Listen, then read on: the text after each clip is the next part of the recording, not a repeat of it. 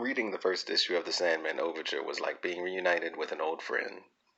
There was no awkward reintroduction, no need to be caught up, no meaningless small talk, only the old familiarity of a cherished companion who spent too much time away.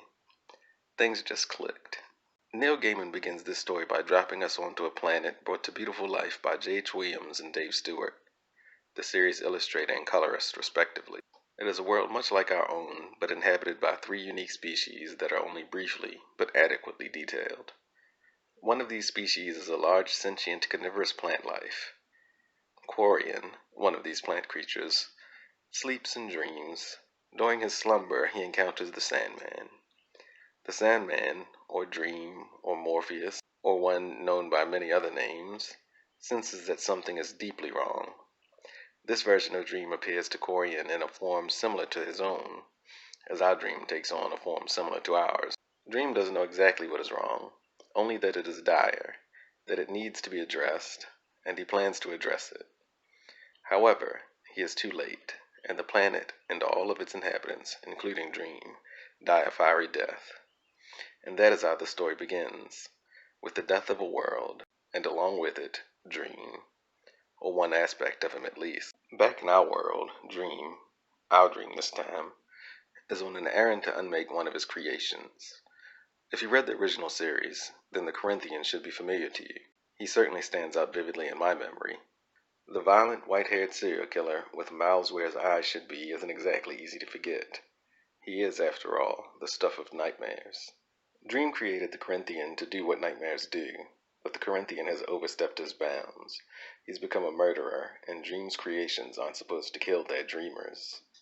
The Corinthian must be unmade, but Dream is pulled away before he can finish this task, leaving the Corinthian to be dealt with at another time, in another story. Dream doesn't know why he's been called away, but is compelled to respond regardless. When he reaches his destination, after a brief stop to gather a few familiar items from his kingdom, he is confronted by an assemblage of other versions of himself. And that is the plot of the first chapter of this story. A version of Dream is killed by an unknown threat during the destruction of a world, and our version of Dream is pulled across the universe into the company of every incarnation of himself in existence. It's not a dense story, but that is one hell of a hook. Gaiman manages to invest the reader, to pull us back into the world of the Sandman once again, and as only he could. The thought of the Sandman, our Sandman, being only one of many never occurred to me. Every world has their own version of a Sandman that appears to them in forms that they can understand and relate to. It makes sense, but why would they ever all need to be drawn together? This adds to the potential severity glimpsed in the opening pages of this book and surprised me as it seemed to surprise the Sandman himself. I planned on making these videos as the issues were being released way back in 2013, but not unlike Dream's intentions to unmake the Corinthian in this story, other things got in the way. Maybe those things weren't as pressing as the journey Dream is about to undertake, but here we are now. I've left a link to the intro video in the description. I recorded it the day the first issue of the comic came out, right before I went to my local comic shop. Please forgive the quality. I was ill. But I didn't want to leave unfinished business unfinished. I've returned to this project because I adore this story and the overall tale of the Sandman. So I intend to heap copious amounts of praise onto it in a feeble show of tribute to one of the modern masters of storytelling. But I'll begin with the art.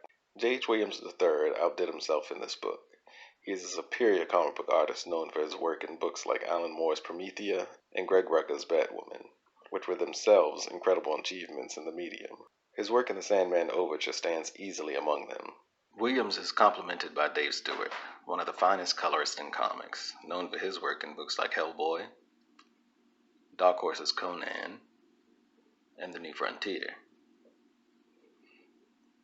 He is the best imaginable pairing for J.H. Williams, and together they created not only some of the best comic book art, but some of the best art that I've ever seen. Williams' page layout, unique use of panels, and the various mediums he employs throughout this book enhance the dreamlike feel of the story and the worlds we travel through in it.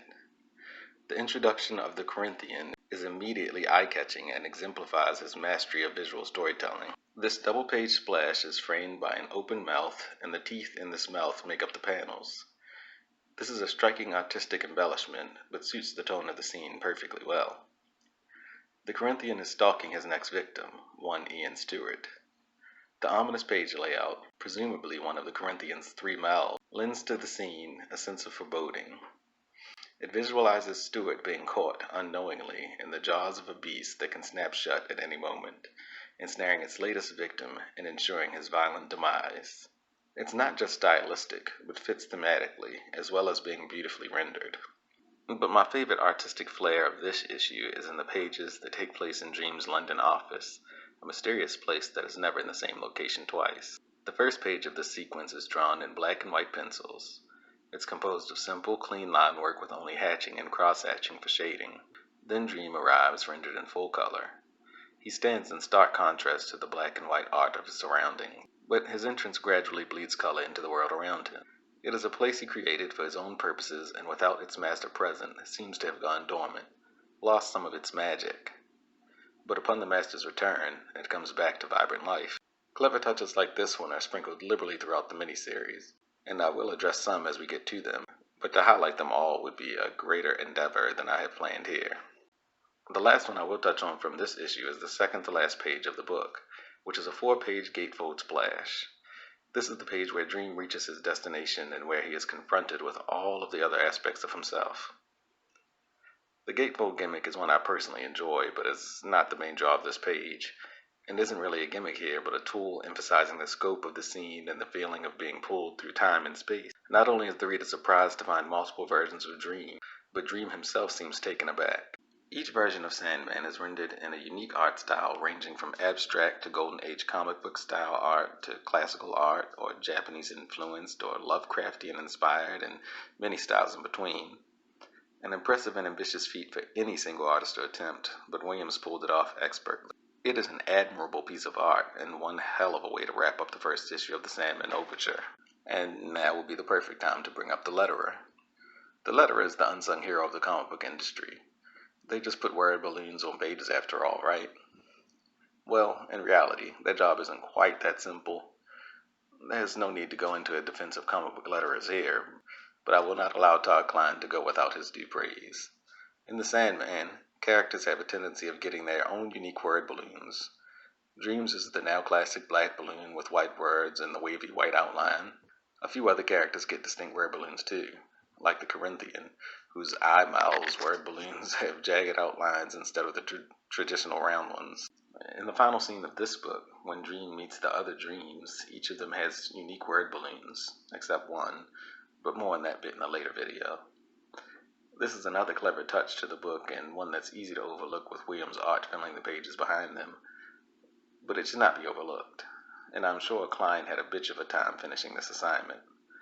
It is work that should be appreciated, and I do. Of course, Gaiman's prose is as lyrical as ever. It is such a pleasure to read his writing. Snatches of text from his American Gods, Odd and the Frost Giants, The Ocean at the End of the Lane, and other works of his have stuck with me over the years, and this book is no different. In the first 3 pages of this story, Gaiman creates an entire world, a world that will never be visited again. In those 3 pages, he establishes a solar system, the main planet in that system, that planet's inhabitants, and introduces us to the dream that presides over its realm of dreaming. Then he burns them all to cinder. And I cared. That is a narrative feat and a level of storytelling, a level of respect for the craft and for the reader that is largely lacking in modern mainstream media. Reading the work of creators who wield their skills as expertly as Gaiman is truly inspiring. The other endless, all but destruction, make appearances throughout the course of the story as well. In this issue, Destiny and Death have a discussion about dream. As there is a dream on the planet at the beginning of the story, there is also a death. But Death, perhaps because she is older and more experienced than Dream, is aware of the events that took place on that far-off planet. She's worried about Dream. She did just take one of his aspects, along with all of the inhabitants of the world in the opening pages of this book. She wants Destiny to assure her that things will be okay. But Destiny, despite being in possession of a book that contains everything that is happening, everything that has happened, and everything that will happen, never reads ahead. He cannot assuage her worry, and she is worried because, as she says, when one of us dies, it never ends well. But these events must take their natural course. Death and Dream are the closest of the siblings, so her concern of him makes sense. She was there for him at the end of his first story, Preludes and Nocturnes, the one that takes place immediately following this story, and she'd like to warn him of the dangers he will soon face. Destiny warns against her involvement, and she heeds him. Merv and Lucian, characters featured throughout the original series, get a brief cameo in this issue as well. Merv, the pumpkin-head janitor of the Dreaming, is doing his Merv thing when Lucian feels Dream's sudden return and rushes off to see that everything is okay. Merv questions whether Lucian should go to the throne room uninvited. Dream can be rather temperamental, but Lucian persists. These scenes operate to set the stakes. The whole first issue is building towards a looming threat and setting up the significance of the challenge ahead. We all know the nasty things the Corinthian gets up to later. They could have been prevented if not for this threat, but Dream delayed his unmaking to deal with a larger issue. Thus concern for Dream, one of the endless, and they aren't called that by accident, is another warning to the reader. What could be ahead for Dream, a virtually immortal being that warrants a visit with destiny? And finally, Lucian is willing to bear the wrath of Dream in order to enter the throne room uninvited simply to check on his well-being. The stakes are continually raised and suspense is steadily built up until the climax of this issue when Dream meets himself in all of his forms. And we are left with the last page and the image of a stunned Dream uttering the same thing many readers likely uttered when they got to this point. What? If you were reading this as it was being published, as I was, you had to wait the scheduled 2 months before the next issue, and there were healthy delays along the way. But the wait would be worth it.